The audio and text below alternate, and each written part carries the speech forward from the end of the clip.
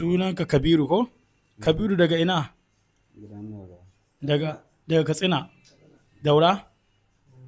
Wace ƙaramar hukuma?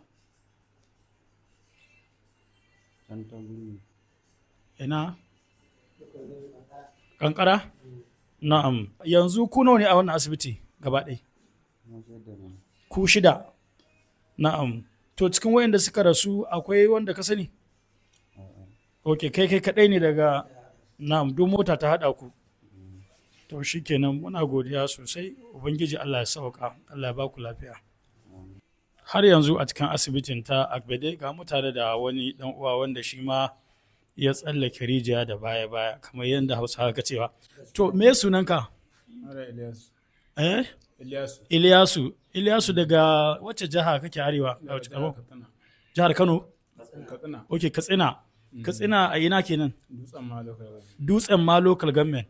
To wannan ibtila'i da ya faru da ku ko ka san ko mutum nawa ne a cikin motar? Allah yana ga mu 22 ne. Ok, kun kai ku 22. Mun kai mu 22. To yanzu mutum nawa ne an ka kawo na asibiti? Ina ga nan mu asibiti ko mu shida ne aka kawo. Ok, mutum shida. Waɗanda suka ji rauni kenan. Wanda suka jira ne. Na'am, to an ce da dama wasu sun rasa rayukansu sun kone ƙurmus ko akwai wanda ka sani a cikin wanda na mutu? To akwai da wanda muke zanna wuri guda wanda muke wajen aiki guda da su. Cikin wanda na mutu? Kamar waye da waye? Amma duk ba garin mu guda da su ba. To waye akwai wanda ka san sunan shi? Allah gaskiya yanzu ba wanda zan iya cewa sunan shi na. Ok, amma dai ka san kun yi aiki wuri guda tare da su. Gaskiya ne. Masu kallo su san me sunanka? Muhammad. Eh? Muhammad daga ina ka zo? Daga Katsina Kankiya. Daga Katsina Kankiya. Kankiya ta fashiya ba. Na'am, Kankiya. Ta fashiya. Na'am. Kafashiyal ko? Haka yake? Kafashiya. Na'am.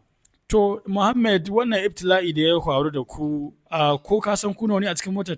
Mu 22 ne. Ok, ku 22. To mutum nawa ya fita? Ina ga mu 8 ne ko nawa muka fita. Amma mutum nawa a kwance asibiti yanzu?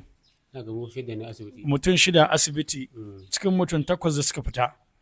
Ko? To daga ina kuka taso? Daga Benin. Daga Benin. Zuwa can gida kenan za ku je. Sai kun ka samu haɗari a nan me yake da suna? A nan gangaren Ewu. Haka ne? Na'am. To Muhammad muna maka addu'a Allah ya ba da lafiya, kuma Allah ya sauka Allah